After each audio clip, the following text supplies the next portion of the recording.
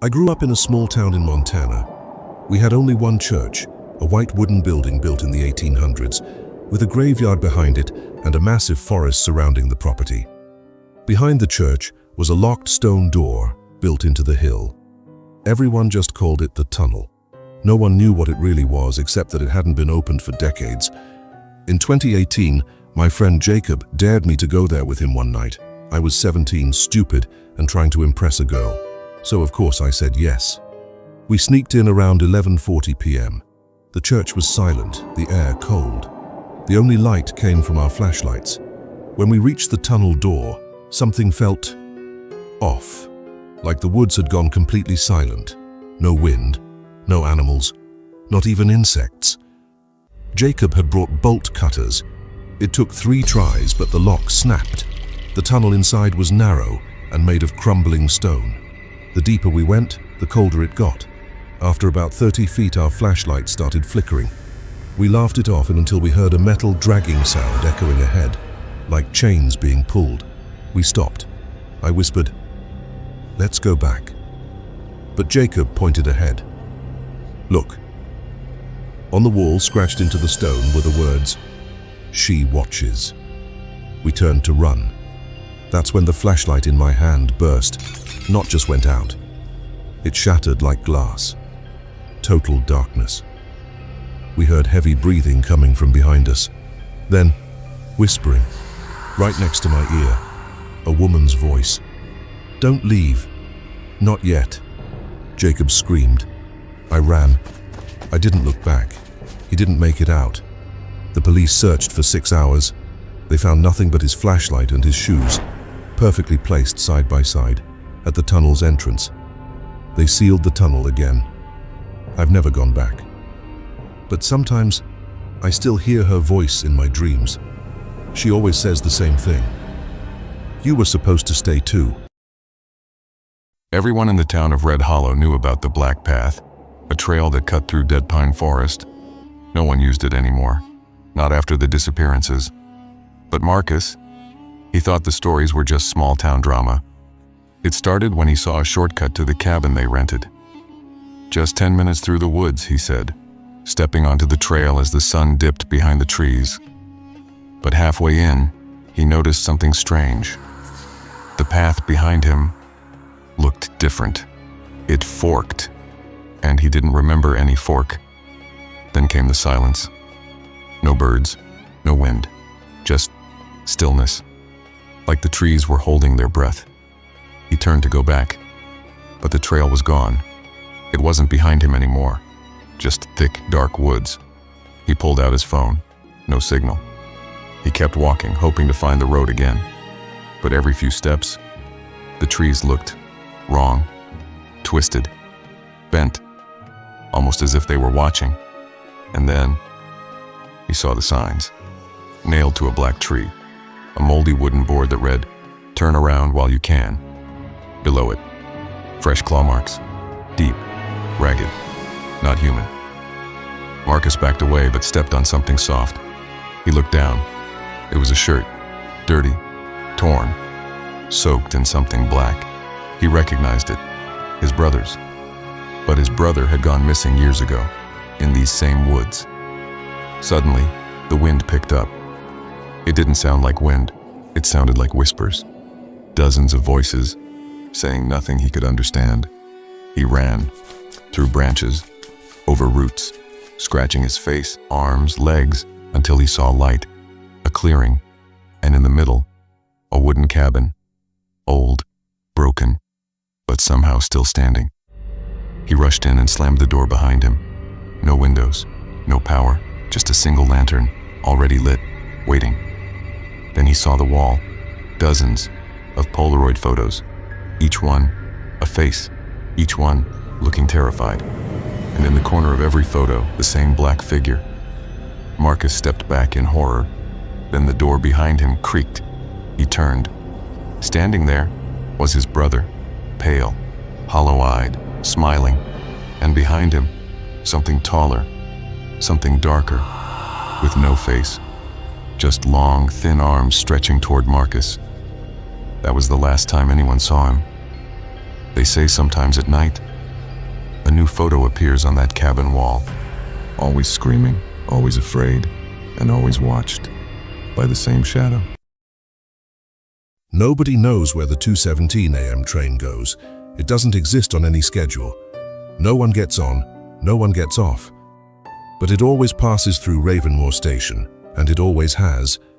Exactly 7 carriages. Cameron was a skeptic. He'd heard stories that if you ever step onto the 3rd carriage, you don't come back the same. He was a YouTuber, thought it'd be a fun video.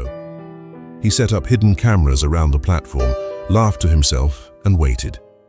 At exactly 2:17 a.m., everything went silent. The train didn't make a sound. It just slid into the station. Black metal, no lights, windows fogged up from inside.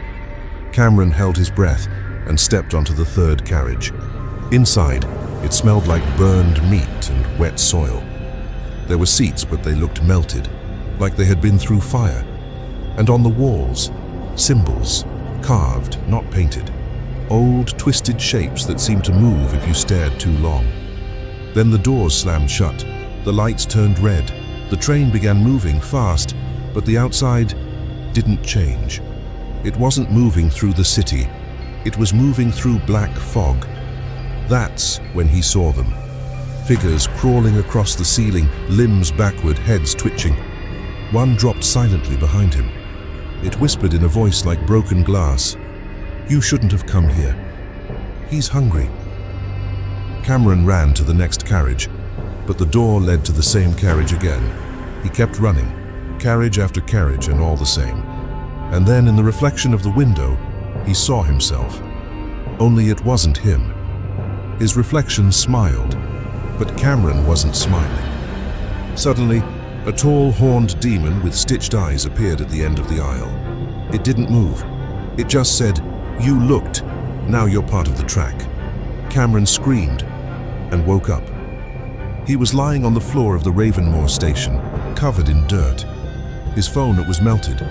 People say he never spoke again. But if you go to the station at 2:17 a.m., sometimes you can still hear a voice from the tracks whispering, "Don't look at the 3rd carriage." I grew up near a dense forest in rural Maine, the kind of place where silence isn't peaceful, it's heavy. There was a pond hidden deep in those woods, the kind locals only mentioned with tight lips and lowered eyes. Warning, don't go there after dark. But I was 17, bold, stupid, and eager to prove the old stories wrong. That night, as I stepped past the tree line, something in the air shifted, thick, weighted, like the forest was holding its breath. When I reached the pond, the silence was complete. No wind, no crickets, not even leaves rustling, just stillness. Then, knock. A deep, hollow sound echoed from the center of the water. I froze. Another knock. Deliberate, measured. I lifted my flashlight, and that's when I saw it. A pale, motionless hand floating just beneath the surface. Fingers slightly curled, not reaching, just resting there, like it had been the one knocking. My legs locked. It wasn't just fear. It was a paralyzing sense of something ancient, something wrong. I don't even remember running, but I never turned back. A week later, my cousin, the one who dared me to go, vanished. Last seen entering the same woods. They found his shoe near the pond, and carved into a tree beside it were 3 long knocks, counted, waiting. There's a part of the forest behind my house where the trees grow in a perfect circle. Unnatural, too precise, like something ancient shaped it. My grandfather always warned me, never step inside the circle after dark. That's the forest's eye.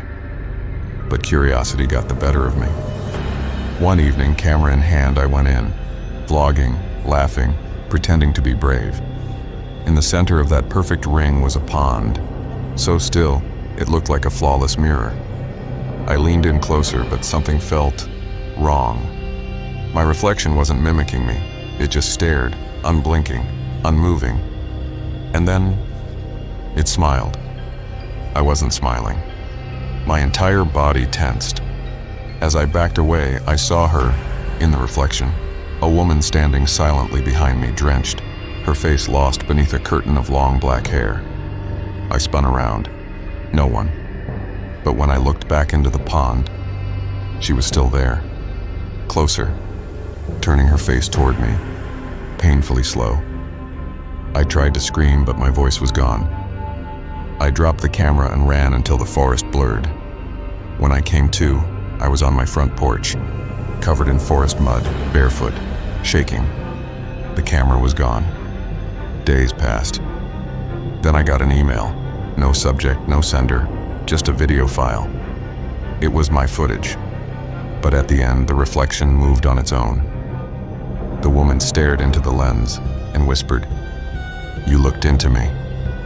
Now I look into you." Since then, I can't sleep. Because sometimes, when I glance into the mirror, she's still there, behind me, closer each time. It was supposed to be a normal weekend, just a camping trip with friends, laughter echoing through the woods, cheap beer by the fire, and stories under the stars. But everything changed that night. We had set up near a quiet pond surrounded by tall, whispering pine trees. It looked beautiful in the sunlight, but after dark, it felt like the forest was holding its breath. Around 3 a.m., I woke to a sound, slow, wet dragging over dead leaves, like something heavy was pulling itself across the forest floor. I whispered, "Did you hear that?" But my girlfriend just lay there, eyes wide open, not blinking, her breath short and fast like she was trying not to scream. I carefully unzipped the tent, heart pounding, and I saw them, 3 pairs of eyes, low to the ground, glowing red, unblinking, staring right at me. My spine locked, then I heard it. A whisper, but not outside, inside my head. "Come, see what we see." My throat tightened, my skin turned ice. The eyes blinked once, together, and disappeared. At dawn, the pond wasn't water anymore. It was thick, gray, and bubbling like something alive. None of us spoke. We just packed up to leave. But as I rolled the tent, I saw them.